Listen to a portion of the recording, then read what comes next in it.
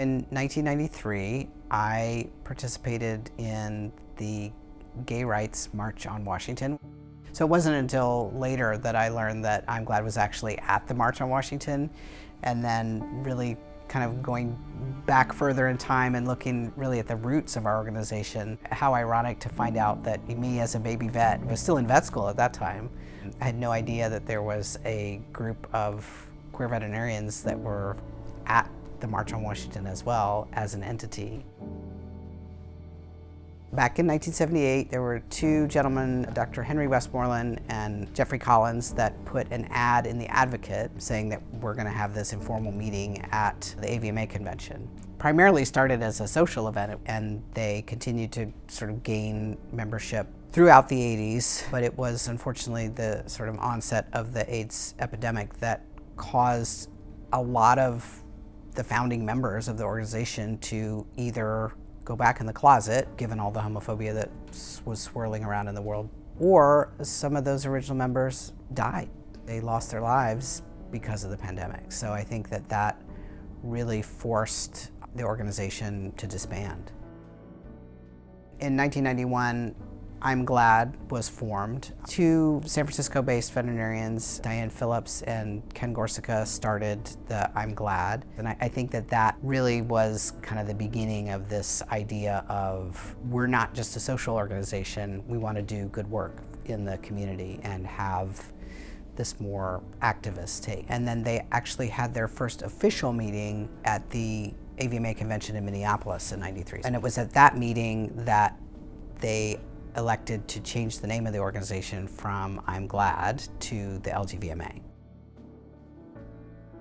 And it really was Dr. Gorsica and Dr. Phillips that were taking these ideas of, okay, well, AIDS is decimating our community, folks need help, people are being told by their physicians to get rid of their pets because they're going to get sick and they're going to get all these zoonotic diseases from their pets. And really, for many folks who were living with AIDS in those days, their pets were all they had. And to then tell them that they had to get rid of their best friend was just trauma on top of trauma. So I think that that was something that really motivated them to want to continue with the organization. When I was coming out in those times and going to the March on Washington and whatnot, is being part of organizations like ACT UP and Queer Nation that were just really dominating our community and giving us all a sense of empowerment, and forever grateful for those folks that started Ag Vets.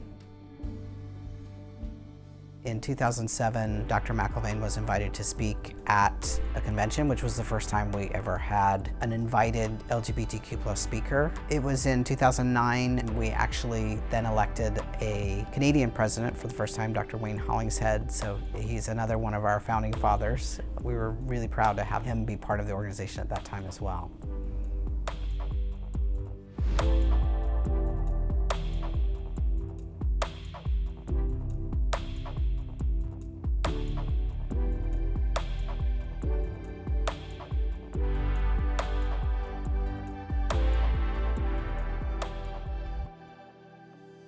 If you look at LGBTQ+ history and you go back through the decades, there's a lot of oppression, there's a lot of trauma.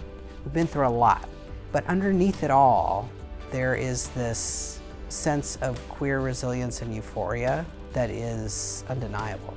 Knowing that history, being part of that underpinning of resilience and knowing that we made it through this thing together is a source of strength.